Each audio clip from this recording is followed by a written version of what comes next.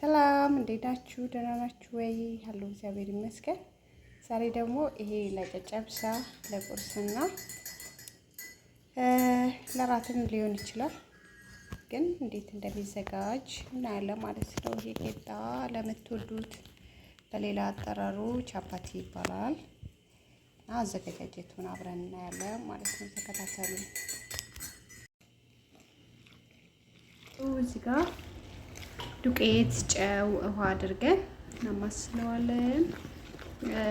ቢጓጉልም ምንም ችግር የለውም፣ ምክንያቱም እንፈጨዋለን ማለት ነው።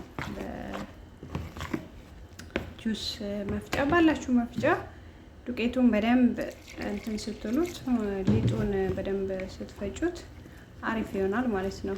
እና እንዲሁም አረብ ሀገር ያላችሁ ልጆች እንጀራ ካማራችሁ ማለት ነው ካሜራውንና ዱቄት ውሃ አድርጋችሁ እንደዚህ ከበጠበጣችሁት በኋላ ፍጩት። ከዛ አሪፍ ነው የሚሆነው ማለት ነው። የምር ስጋገሩት እንጀራው ራሱ ማለት ነው። ከዛ እንደዚህ እናደርግና ትንሽ ዱቄቱንና ውሃውን ካብላላም በኋላ ወደ መፍጫ እንትኑ እንገለብጥና እንፈጨዋለን ማለት ነው። እንደዚህ ስናደርገዋል እንትን አይደለንም፣ ይጓጉላል፣ ጊዜም ይፈጅብናል ማለት ነው። በጁስ መፍጫ እንትን ስንፈጨው ግን ወዲያውኑ እንትን ስለሚለልን አሪፍ ስለሚሆን ሊጡ እሱ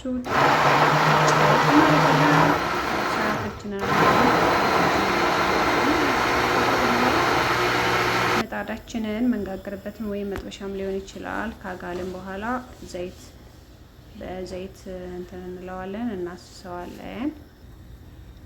ከዛ እንደዚህ እናደርግና ልክ እንጀራ እንዴት ነው የምናሰፋው ማለት ነው። ሊጡን ዝም ብለን መሀል ላይ እንትን ካልን በኋላ በጭልፋው እናዞረዋለን ማለት ነው። ክብ አድርገን እናዞረዋለን። ከዛ እንትን እስከሚደለን ድረስ እንጠብቃለን፣ ሊጡ ከላይ እስኪደርቅ ድረስ ማለት ነው። እና ደግሞ ምንም አትክደኑት እሺ። ከዛ እንደዚህ እያደረግን ሊጡን እንትን እንላለን እንዲደርቅልን በጭልፋው እናዞረዋለን ማለት ነው። ከዛ ልክ እንደዚህ ሲሆን ከላይ ሊጡ እንደዚህ ጠፈፍ ብሎ ሲደርቅልን እንገለብጠዋለን። ከዛ እያዞዞራችሁ ማገለባበጥ ትችላላችሁ። በጣም ቀላል ነው የምር፣ በተለይ ለጨጨብሳ ዋው ቅቤ ላላችሁ ማለት ነው። እና የዳቦ አምሮታችሁን በዚሁ ትወጡታላችሁ። የምር እውነቴን ነው የምለው፣ እኔ በጣም ነው የምወደው። እዛ ላይ ምንም አይነት ጊዜ አይፈጅም ማለት ነው። እንትን እስኪ ይነሳ ኮፍ እስኪል እንጠብቅ ምናምን ማለት የለም። ከዛ ሌላውንም እንደዛው ድመቴንም ደግሞ በዛው ሹፉልኝ የኔ ውድ አጫዋች። ያው ድመት እወዳለሁ እንግዲህ፣ ድመት ለምትወዱ ማለት ነው አብረን ነው የምንበላው ከድመቷ ጋር። እና ከዛ በኋላ እንደዚህ ሲሆን በስል ሲልልን እያዘዟረን ማለት ነው እንትን እንላለን፣ እናውጣዋለን። ከዛ ሌላኛውንም እንደዚሁ እያደረግን እንጋገራለን። እና ለቁርስ በጣም አሪፍ ነው የምር፣ እውነቴን ነው የምላችሁ ማለት ነው። ከወደዳችሁት ኮሜንት ላይ ሀሳባችሁን ጻፉልኝ። ለሌሎችም ሼር ለላጤው ሼር አድርጉልኝ እባካችሁ እላለሁ።